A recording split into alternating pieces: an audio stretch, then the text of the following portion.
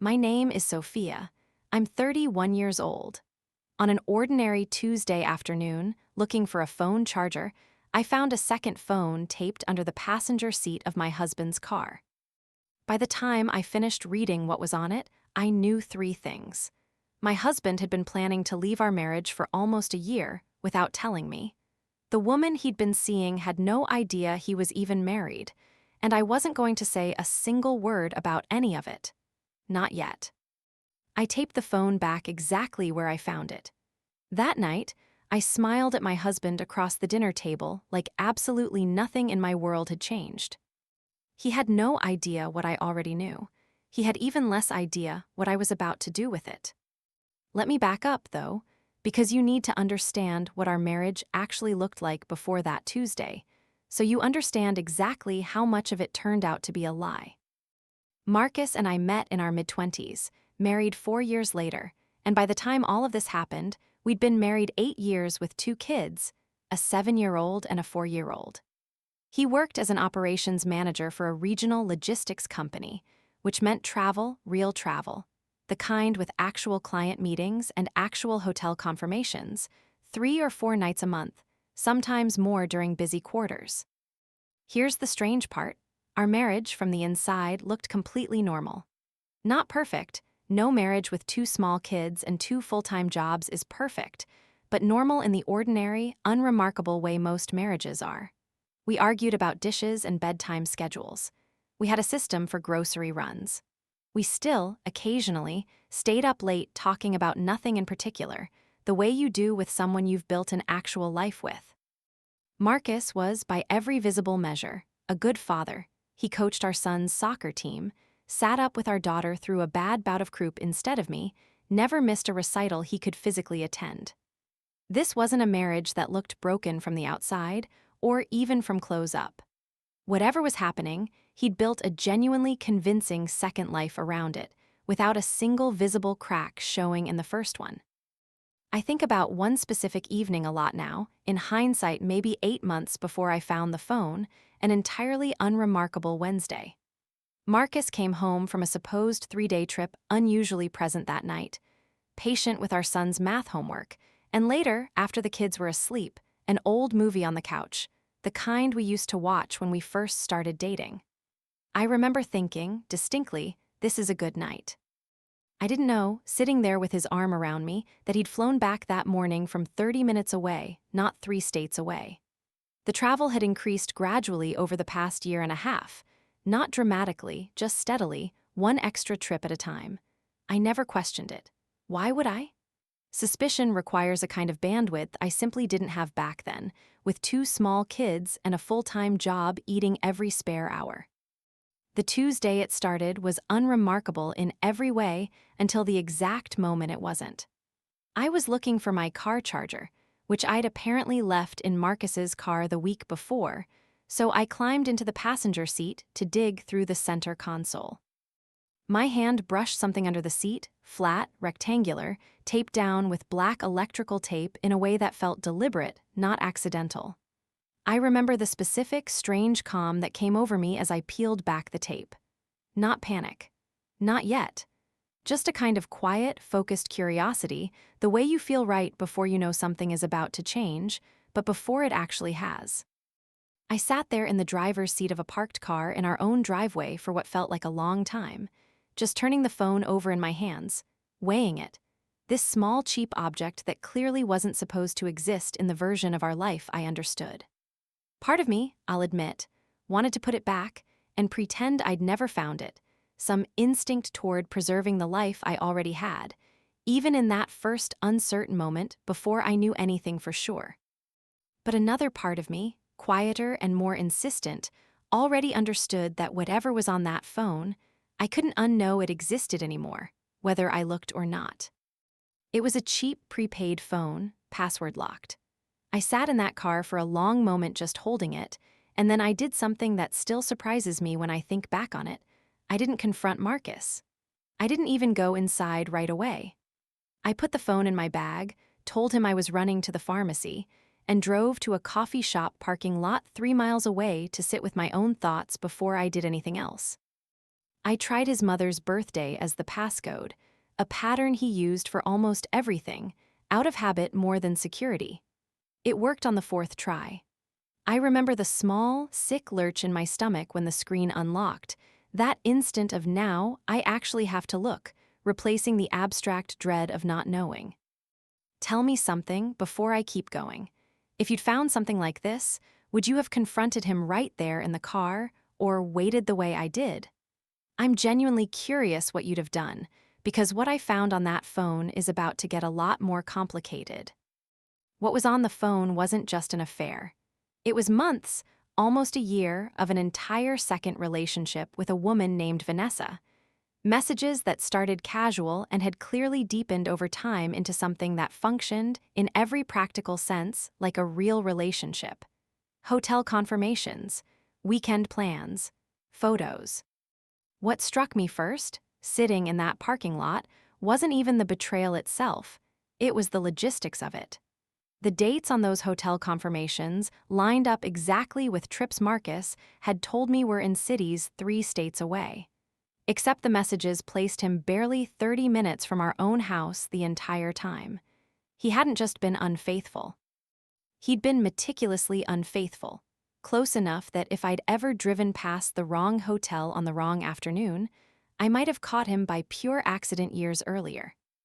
There was a photo, dated maybe 5 months back, that I kept returning to that afternoon, Vanessa, laughing at something off camera in what was clearly a hotel room. Nothing explicit, nothing I'd describe in detail even now. What got me wasn't the image itself, it was the caption Marcus had sent underneath it. Best night in a long time. I remember doing the math without wanting to. That exact date was the same weekend as our daughter's dance recital, the one he'd told me he was devastated to miss because of a client emergency in another state. I had recorded the entire recital on my phone specifically to send him the video that night, so he wouldn't feel like he'd missed it completely. I'd sent it with a message that said something like, "She looked for you the whole time." He'd replied with a heart emoji 40 minutes later. I sat there reading for almost an hour, and my hands stayed steady the entire time in a way that honestly unsettled me a little.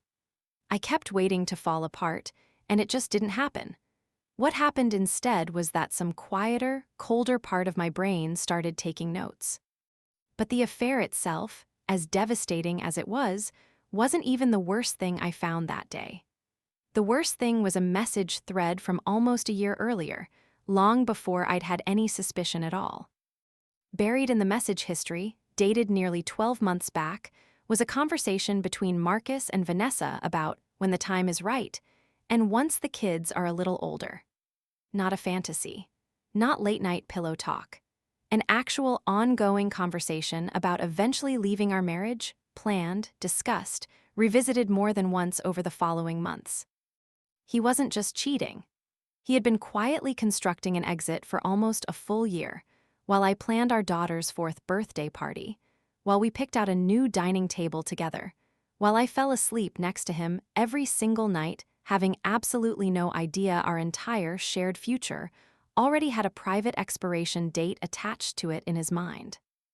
I went back, after finding that thread, and looked at our shared calendar app for the same week that conversation had happened, a completely mundane week, as far as I'd known. I'd apparently taken our son to a dentist appointment that Tuesday. Marcus had a client dinner that same evening. According to the calendar note, he'd added himself. I don't know why that specific, small, boring detail hit me harder than almost anything else I found that day. But it did, the idea that an entire evening I remembered as nothing. An evening I couldn't even specifically recall now if you asked me, had actually been the night he sat somewhere with Vanessa discussing the eventual dissolution of the family I was, at that very moment, quietly managing a dentist appointment for. That specific discovery hit differently than the affair itself, and it took me a while to understand why.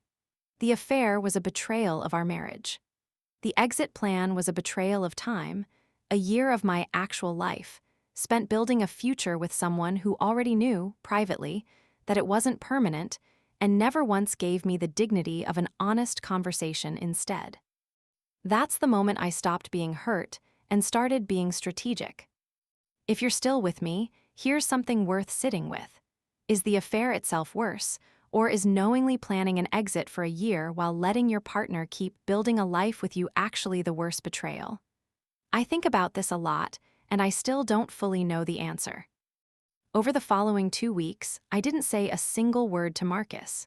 Instead, I built a case, quietly and methodically, the way I imagine an auditor would. Because in a strange way, that's exactly what I'd become. Those 2 weeks were, in some ways, the strangest of my entire life. I made his favorite dinner on a random Thursday for no particular reason. I laughed at a joke he made about our neighbor's overly enthusiastic Halloween decorations. I let him fall asleep with his hand resting on my shoulder the way he always did, and I lay there afterward, wide awake, mentally cross-referencing dates in my head like a spreadsheet running in the background of my own marriage. This wasn't some cold, effortless performance, I should say clearly. There were nights I cried quietly in the bathroom with the fan running so he wouldn't hear, and then walked back out and asked him how his day was. Both things were true at once. I don't think that contradiction ever fully resolves. You just learn to carry it until you don't have to anymore. I backed up every message to a private cloud folder he had no access to. I cross-referenced every business trip date against the actual hotel confirmations on the second phone. I found receipts in his regular email, the one I did have access to, for gifts and dinners that never showed up anywhere in our shared finances, quietly absorbed into expense categories that looked, on the surface, completely mundane. And then I did something that changed the entire shape of what I thought I was dealing with. I found Vanessa's social media, nothing invasive, just publicly visible profiles, and within a few posts, it became clear that Vanessa believed Marcus was divorced. No kids. A complicated situation with an ex that he'd apparently described to explain any lingering entanglements. I scrolled through maybe a year of her posts that evening, alone at the kitchen table after the kids were asleep, Marcus upstairs already, oblivious. There was a photo of her at what looked like a work anniversary dinner, captioned something about being grateful for finally finding someone who shows up. A comment underneath from a friend, teasing her about the mystery man. Vanessa's reply, "He's just private, give him time." I remember feeling something I hadn't expected at all in that moment, not jealousy exactly, but a strange, aching pity for a woman I had every reason to resent, who was, in her own way, being told the exact same kind of careful, curated lie I'd been living inside for a year without knowing it. 2 women, 2 completely different fabricated stories, both of us being carefully managed at the exact same time by the same man, neither of us aware the other one even existed as anything more than a rumor. I sat with that discovery longer than almost anything else I'd found. Because in that moment, I stopped seeing Vanessa purely as the other woman, in the way these stories usually frame her. She was, in her own way, being deceived just as thoroughly as I was, just through a completely different set of lies. Here's something else worth asking yourself before the ending, because I still think about it myself. If you found out the other woman, in your situation, had no idea the person was even married, would that change how you felt about her? I've gone back and forth on this more than almost anything else in this whole story. Here's the part of this that surprised even me at the time, and it's the piece people seem to disagree about the most whenever I've told it before. I didn't go to Marcus first, I went to Vanessa. I spent almost 3 full days deciding whether to do that at all. Part of me wanted the simpler, more expected version of this, confront Marcus, watch him scramble, maybe even feel some immediate satisfaction in that moment of catching him off guard. But every time I imagined that scene, something about it felt incomplete, like I'd be settling one account while leaving another completely unaddressed. Vanessa wasn't just a detail in my story. She was, as far as I could tell, an entire person standing at the center of her own version of the exact same lie, with no idea it was even happening to her. Not to attack her, not to blow up her life out of spite, I genuinely didn't believe, by that point, that she was the villain in this. I sent her a short, calm message with screenshots attached. our marriage certificate, a recent family photo, dates that lined up exactly with the trips she'd believed were business travel for a divorced man with no children. I told her I wasn't angry with her specifically. I told her I thought she deserved to know the truth before she invested any further in a relationship built on a story that had never been real. I genuinely didn't know how she'd respond. I imagined anger directed at me, disbelief, even the possibility she wouldn't believe any of it at all, that she'd dismiss it as some jealous ex-wife's invention and forward the whole thing straight to Marcus before I'd even had the chance to speak to him myself. I sent it anyway, and then I sat with my phone face up on the kitchen counter, watching it, for longer than I'd like to admit. Vanessa wrote back within 2 hours. Her message was short, and something about its restraint made it land harder than screaming ever could have. She said she'd suspected something for a while, small inconsistencies she'd talked herself out of questioning too closely, the way people sometimes do when they want a story to be true. A phone that was never left unattended. A hometown he was strangely vague about. An anniversary of some unnamed, difficult divorce that never quite added up when she tried to place it on a timeline. She thanked me, plainly, for telling her directly instead of letting it drag on. And then she told me something I hadn't expected at all. She was done, completely, and she wasn't going to say anything to Marcus before I had the chance to. I spent the rest of that afternoon in a strange, suspended kind of calm, waiting for evening, waiting for the version of the conversation I'd been mentally rehearsing for 2 weeks straight. I picked our kids up from school like it was any other day. I made dinner. I put our daughter to bed with her usual 3 books, my voice steady through every page, and I remember thinking, distantly, that some version of myself from 2 weeks ago would not have believed I could do that with this much composure. That night, once both kids were finally asleep, I sat Marcus down at our kitchen table. Coffee in hand, completely calm, in a way that I could see unsettled him more than shouting ever would have. "I need to ask you about the second phone in your car," I said. I watched every trace of color leave his face in real time. He tried the same tired line people always try. "It's for work. It's nothing." Right up until I set my own phone on the table, open to the screenshots. The dates, the hotel confirmations, the message where he'd told Vanessa he was divorced with no children. He didn't have a single word ready. Not one. He opened his mouth twice and closed it again, and in that silence I understood, finally and completely, that whatever explanation he'd have offered wouldn't have mattered anyway. I hadn't sat him down looking for an explanation. I'd sat him down to tell him what was already decided. "You don't have to say anything," I told him.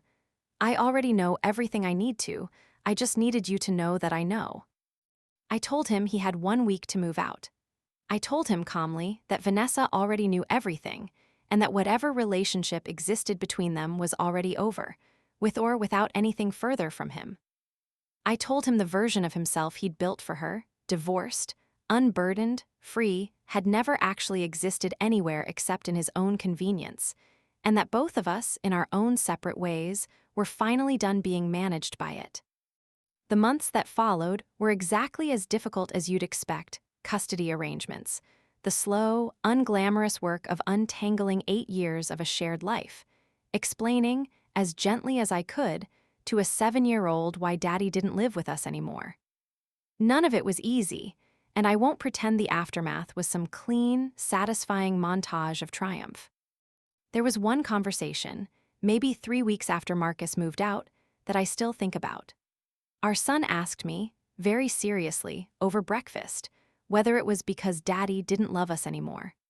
I remember sitting with that question longer than I've sat with almost anything else in my adult life, trying to find an answer honest enough to respect a 7-year-old's intelligence without handing him more weight than a 7-year-old should carry.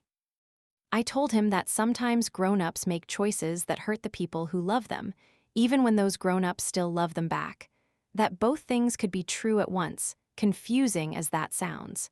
He thought about it for a long moment, the way kids do when they're actually turning something over rather than just accepting it, and then went back to his cereal.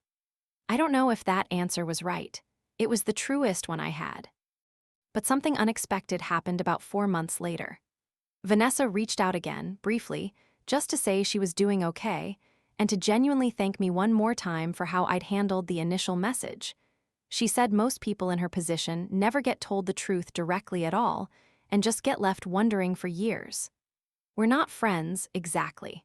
But there's a strange, quiet respect between us that I never would have predicted the day I found that phone. Marcus and I co-parent now, carefully, functionally, the way two people manage to when they're both committed to not making their children carry the weight of an ending neither of them chose the timing of. It isn't warm. It's workable, which on most days is enough. I think about that Tuesday afternoon sometimes, oddly, not with anger anymore, but with a strange kind of gratitude toward the version of myself who sat in that parking lot and chose stillness over screaming. I don't know if I'd have made the same choice on a worse day, a more exhausted day, a day with less coffee in me. But I did make it, and it changed the entire shape of what came after, not just for me, but for a woman I'd never met, who deserved the truth just as much as I did, and who might never have gotten it if I'd simply done the easier, angrier thing first. If you take one thing from this, let it be this: trust the quiet, unglamorous instinct, the one that just says something's off, long before you have any proof at all. Don't confront in the heat of the first discovery. Document. Think. Decide deliberately what kind of truth you actually want to build, instead of just reacting to the first wave of the one you were handed. One final thing I'm genuinely curious about: was going to Vanessa first the right call, or should I have confronted Marcus directly before anyone else knew? There's no wrong answer, I just want to know what you'd have done in my position. Tell me in the comments, and if this story resonated with you, hit subscribe. I share a new one just like it every week.